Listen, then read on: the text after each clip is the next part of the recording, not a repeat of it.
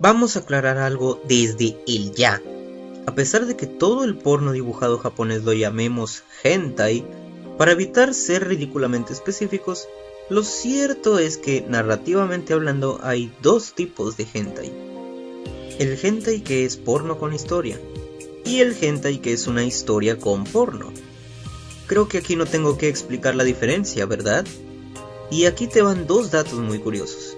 1. La práctica de masturbarse viendo dibujos comenzó desde el antiguo Egipto, o con jeroglíficos. Y 2. A pesar de lo anterior, el hentai originalmente no era porno con historias, sino que era historia con porno. Pues la intención de este no era que te masturbaras, era simplemente el de contar una historia. Y hentai era simplemente un anime común y corriente, pero que tuviera una que otra escena sexual. Nada más. Ni siquiera era considerado su propio género, sino un estilo. El que vea hentai, aunque sea ocasionalmente, sabrá que en un tiempo para acá, esto de hentai, que es una historia que tiene porno, está casi extinto, y que todo es porno con historia y no a la inversa. Y esto es porque el público del primer tipo de hentai ya desapareció. A la gente ya no le importa ver una historia con escenas ocasionales de sexo. A ellos solo les importan las escenas de sexo y ya. Así que la historia queda en segundo plano y es entendible.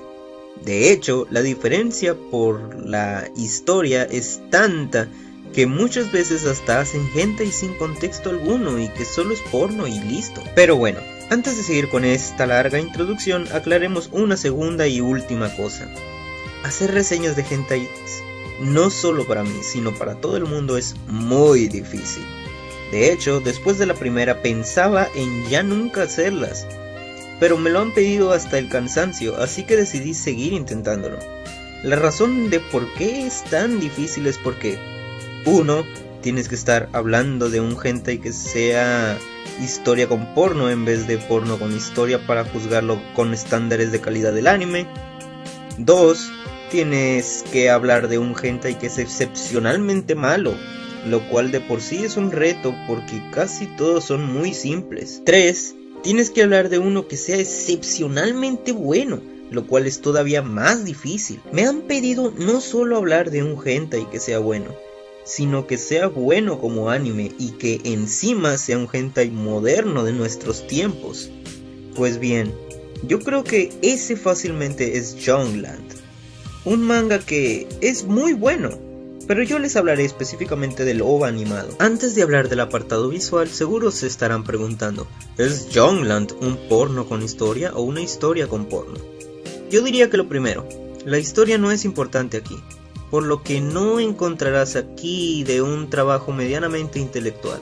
Sin embargo, podría decirse que es un porno con contexto y que para variar, cuenta con un desarrollo, lo cual es muy ingenioso considerando que hoy en día para entrar al mercado tienes que dejar de lado la historia y la exposición prolongada, pero que al mismo tiempo con esto puedas brindar al lector o espectador de un contexto del cual se pueda disfrutar también. En primera, pensemos por un momento con la cabeza chica. Los diseños de los personajes están muy bien, es un estilo anime carismático, que tiene expresividad, comicidad y que dicha comicidad sabe medirse, pues esta no interfiere con el erotismo cuando se supone que la escena tiene que ser pues erótica. Es un diseño que se presta tanto como para escenas rojas como para escenas cómicas. La anatomía corporal, para variar, está muy bien, tiene un muy buen nivel de detalle y no ocurren deformidades como ocurren en otros hentai.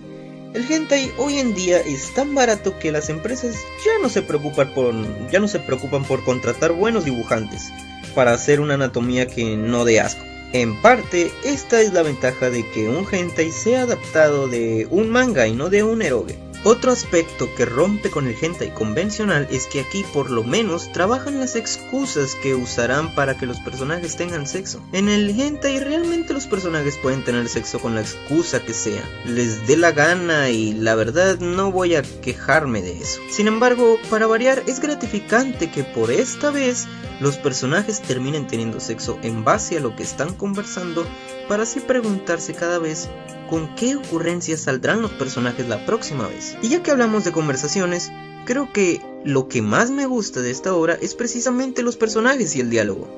Sí, aunque usted no lo crea, un hentai cuyo fuerte más grande son los personajes y el diálogo. algo que por lo general en un hentai no importa. De hecho, importa tan poco que existe un meme en base a los diálogos ridículos y estúpidos que se hacen al pedo en el hentai. Los personajes de hentai generalmente no son personajes, son arquetipos cuyo propósito no importa. En Youngland, si bien los personajes obviamente no son muy profundos ni complejos, son personajes bidimensionales con una personalidad que no está sujeta a clichés o arquetipos comunes del anime. Personalidades que se diferencian muy bien entre ellos, y cuyos diálogos no resultan burdos y sosos, sino todo lo contrario. Son diálogos que son entretenidos de seguir, y que de vez en cuando me sacaron una sonrisa porque me transmitían cierto carisma, haciendo que la escena fuera más disfrutable de verla sin saber el contexto. Los personajes de Youngland, literalmente, son más carismáticos que muchos personajes de anime que he visto. Más incluso que de animes que tienen la ventaja por ser larguísimos. Y aquí estamos hablando solo de una puta ova. Y un manga que es cortísimo y que te lo lees en una hora. Así se escribe una comedia, carajo. Puntos extras porque es un hentai en el que, para variar, te dicen que la primera vez duele de a cojones y que no es tan fácil y bonito como muchos creen. Ya para terminar, si bien obviamente no estamos hablando de Ghost in the Shell o Cowboy Bebop, es un hentai que, si lo consideramos anime, te diría que si fuera más largo yo lo pondría por encima de cosas como, digamos, La melancolía de Haruhi Suzumiya o Toradora. Y no estoy jodiendo, de verdad me parece que tiene el potencial como para competir con animes de ese estilo y ser disfrutable tanto como porno y como historia. Así que sí, muchos animes que me han dicho que son buenísimos y que no entienden cómo es posible que no me gusten, los considero inferiores a una ova porno.